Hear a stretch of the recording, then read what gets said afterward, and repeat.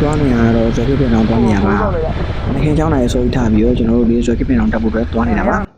အချိန်မှာတငယ်ရင်းနဲ့ဆုံမယ်ပြီးကျွန်တော်ဇွဲကိပင်အောင်တက်ပါမယ်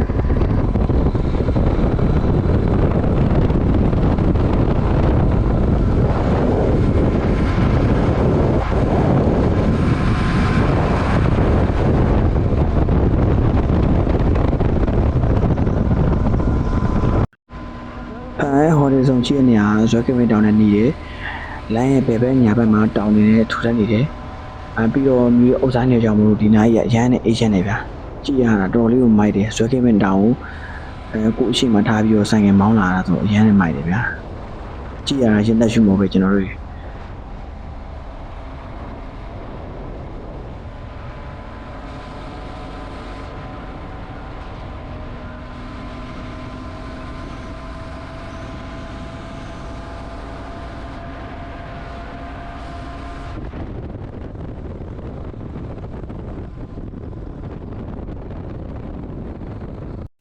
အခုကတော့ကျွန်တော်တို့ဇွဲကိပင်တောင်ရောက်ပါပြီဇွဲကိပင်စတက်ပါပြီပေါ့နော်ပြီးမှကျွန်တော်တငယ်တယောက်ပါပါတယ်ဒီတော့လည်းဟုတ်လားတို့လည်းရန်ပိုက်ပြေပါမှာတို့ရန်တက်နာကိုပေါ့ဒီပုံမှန်တက်တို့နဲ့တော်သေးတယ်ကျွန်တော်လက်ပြတယ်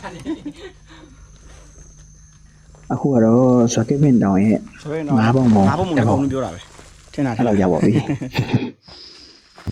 ကျွန်တော်မိမတော့၄ဘက်တော့တက်နေရပါပြီခင်ဗျာ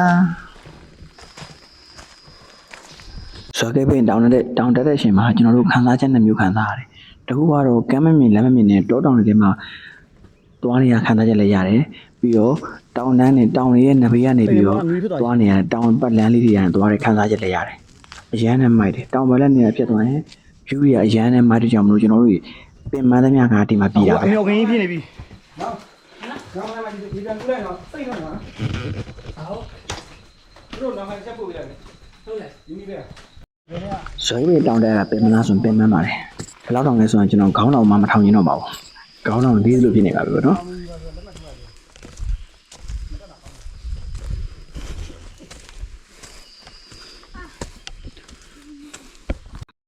ဘယ်လောက်မို့ဗျာဒီလိုလေးဒီလိုချူကလေးတွေ့ရတယ်ကျွန်တော်တို့အမောပြည့်တယ်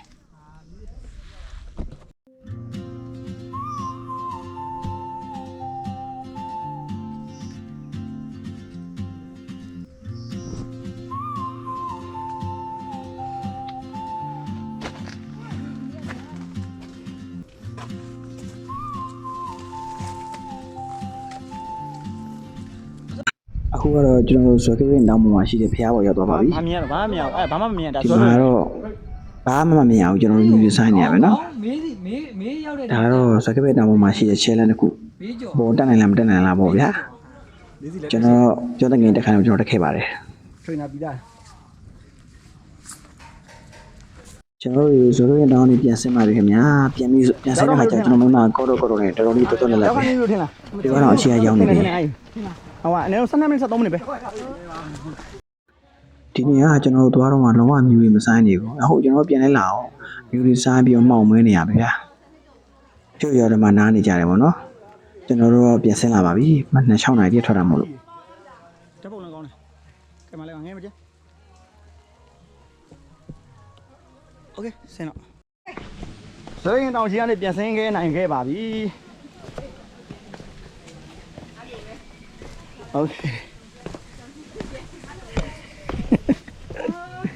တောင်ကြီးမဟုတ်ဘူးကျွန်တော်တို့6နိုင်ပြတ်တက်တာဖြစ်လာခဏ